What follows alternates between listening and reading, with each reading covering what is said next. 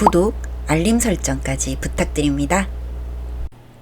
오늘도 우리 사는 이야기 찾아주셔서 감사합니다. 사연자분이 보내주신 이야기 시작해 볼게요.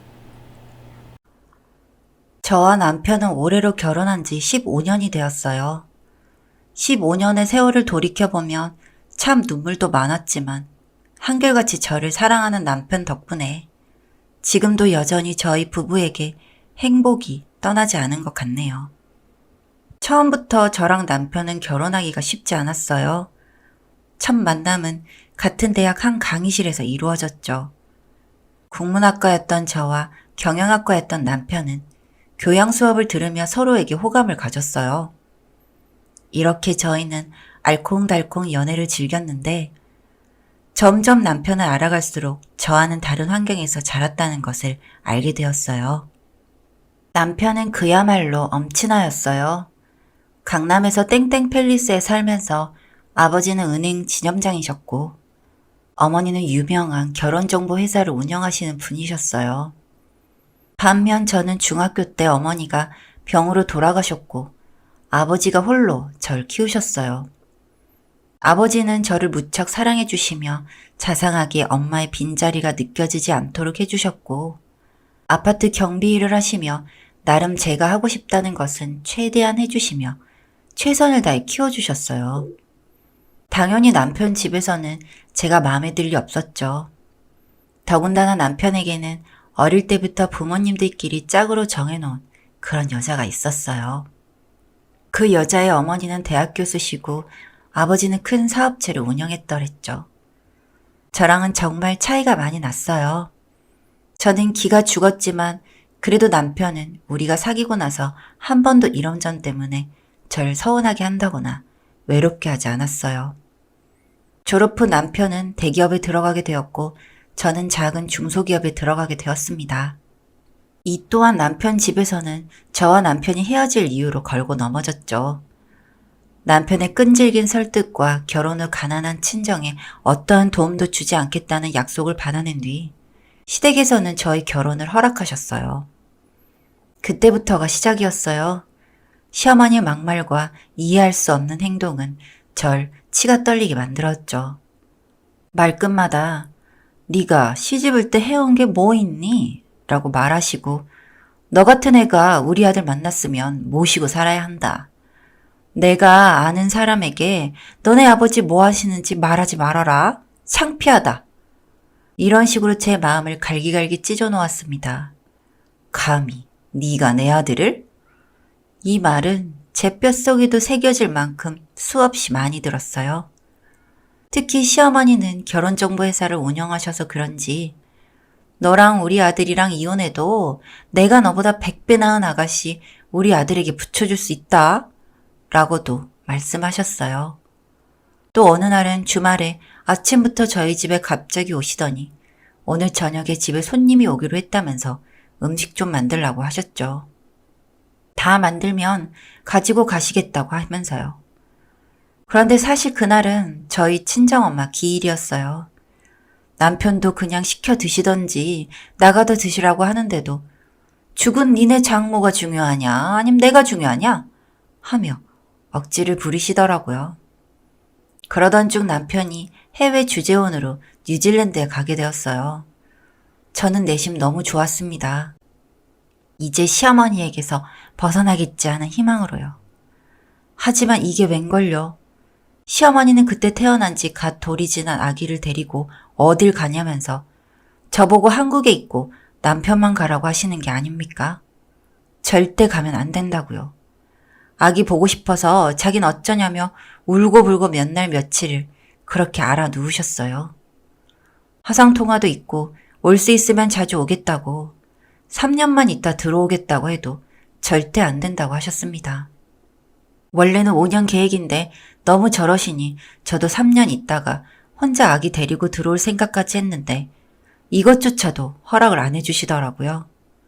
몰래 갈까도 생각했지만 결국 저희가 졌어요.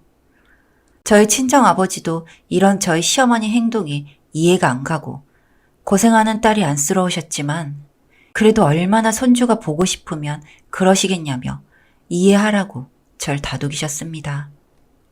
네, 그렇게 저는 5년을 남편과 떨어져 지내왔습니다. 그 5년 시간 동안 저는 정말 지옥이었어요. 아이의 어머님이 저희 집에 아침부터 저녁까지 사셨습니다.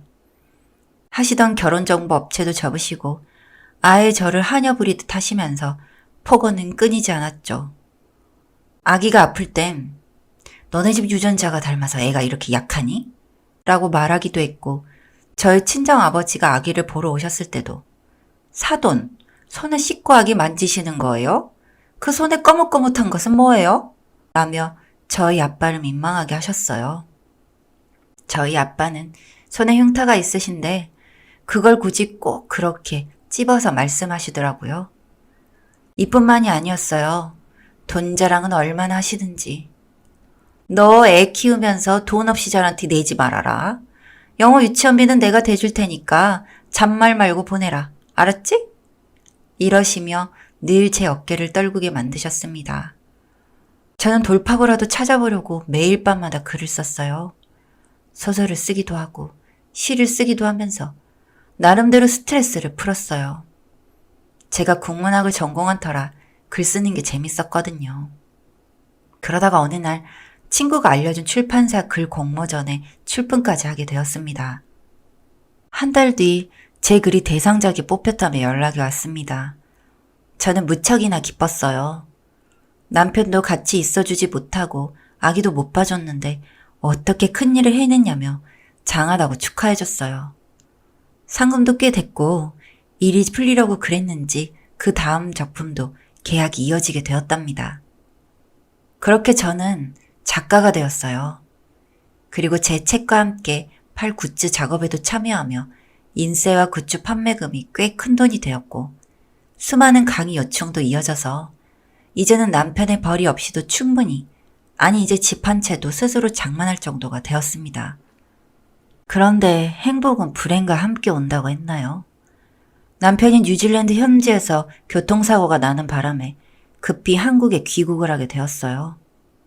그리고 더 이상 남편은 회사로 돌아가지 못하고 집에서 요양하는 신세가 되었습니다. 휠체어를 타고 다니며 재활치료를 받아야만 했지만 저는 두렵지 않았어요. 남편도 충분히 먹여 살릴 만큼 저에게 능력이 생겼기 때문이에요. 저희 부부는 여전히 사이가 좋았고 서로를 늘 아꼈습니다. 제가 큰 돈을 벌었을 때도 시댁에서는 거품은 금방 꺼진다며 무시하는 말을 멈추질 않았어요. 그러던 중 시아버지는 남편의 결혼 상대로 점 찍어놨던 그 여자의 아버지, 사업체를 운영한다던 그분의 속임수에 잘못 넘어가 집도 재산도 모두 날리게 되었답니다. 투자를 하면 돈을 불려주겠다고 그 말만 믿고 은퇴 자금도 다 넣었는데 말이죠. 시부모님께서는 땡땡 팰리스에서도 나와야 할 신세가 되었어요. 집 하나 얻을 돈도 남기지 않은 채 아주 탈탈 털리셨어요. 이 시기에 저희 친정아버지는 그동안 착실하게 모으신 돈으로 시골에 텃밭을 사두신 게 있는데 그곳이 갑자기 재개발이 터지면서 친정아버지께서는 서울 외곽이지만 자그마한 3층짜리 건물 하나를 사실 정도로 돈을 갖게 되셨습니다.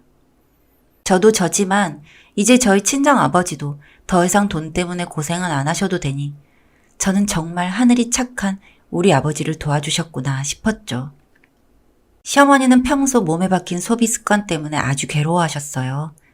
백화점에서만 장을 보시던 분인데 이젠 그것도 못하게 되셨으니 하루하루 죽고 싶으시다면서 남편에게 매일 하소연했죠. 시아버지께서도 평생이란 은퇴자금까지 다 날리셨으니 더 이상 살아갈 희망이 없다면서 매일 우셨죠. 더군다나 집도 당장 나와야 해서 어디 갈 곳도 없으신 데다가 대출도 안 되고 돈 빌릴 것도 없으니 막막하셨어요. 하나 있는 아들도 해외에서 사고를 당하는 바람에 집에 있게 되니 더욱 막막하셨겠죠. 그런데 어쩌겠어요? 돈을 버는 것 저뿐인데요. 저한테 찾아오셔서 사정사정 하시면서 돈을 꺼달라고 하셨어요. 저는 정말 미웠답니다. 그렇게 저를 무시하던 분들인데 지금 오갈 곳이 없게 되니 저한테 돈을 꺼달라고 하고 사정하는 모습이 더 이상 상대하고 싶지 않았어요. 그런데 어느 날 남편이 저한테 부탁하더라고요. 제 명의로 집을 하나 사서 자기네 부모님 살게 해드리면 안 되겠냐고요. 대신 부모님 모두 건강하시니 일해서 다달이 월세를 저에게 내라고 하겠다고요. 그러면서 자기가 정말 너무 미안하다고 했어요. 그 다음날 저와 남편은 시부모님을 만났는데 남편은 우선 자기 부모님한테 저에게 사과하라고 하더라고요. 그간 막말한 거, 말도 안 되는 이유로 부부 사이를 떨어뜨려 놓은 거, 특히 친정 아버지를 무시한 것 등등 셀 수 없이 많지만 그 모든 것들을 다 사과하라고요. 그러면 들어가서 살 집을 마련해 주겠다고요. 시부모님께서는 진심인지 아닌지 잘 모르겠지만 그래도 눈물을 흘리시며 저한테 사과하셨어요. 그동안 미안했다고요. 그 사గిం꽃집 딸내미랑 비교한 것도 너무 후회하신다고요. 앞으로 본인들 안 봐도 자기네들은 할 말이 없다고 하셨어요. 저는 이 사과를 들으니 그동안 서럽게 살아왔던 그 시간들이 주마등처럼 지나가며 눈물이 나더라고요. 남편도 저에게 미안하다고 했고요.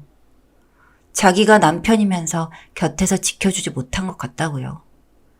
그리고 사고까지 당해서 제대로 된 가장 역할도 못하는데 이렇게 못난 자기랑 살아줘서 고맙다고요. 남편이 말한 것처럼 서울 외곽에 작은 집을 하나 사서 제 명의로 하고 그곳에 시부모님을 사시도록 해드렸습니다. 그리고 시아버지는 저희 아버지가 사둔 건물에서 관리인으로 일하시면서 저에게 꼬박꼬박 월세로 50만 원씩 보내주셨어요. 평생 경비로 사셨던 아버지는 건물주가 되었고 그렇게 돈 많던 시아버지는 제 아버지 밑에서 일하게 되신 셈이죠. 정말 사람 인생 오래 두고 봐야 하나 봐요. 이렇게 전세가 역전될지 몰랐답니다. 지금은 제 아들이 중학생이 되었고 남편은 목발을 짚고서 다시 사회로 나가 천천히 자기의 새로운 일을 준비하려고 해요. 정말 남편이 외국에 가고 혼자서 한국에 남아 지내야 했을 땐 너무너무 힘들었지만 그 시기를 넘기니 이렇게 좋은 날을 맞이하게 되네요. 지금 저와 남편 그리고 제 아들은 하루하루를 소중히 여기며 행복한 날들을 보내고 있답니다. 사연은 여기까지였고요. 우리 사는 이야기 시청해 주셔서 감사합니다.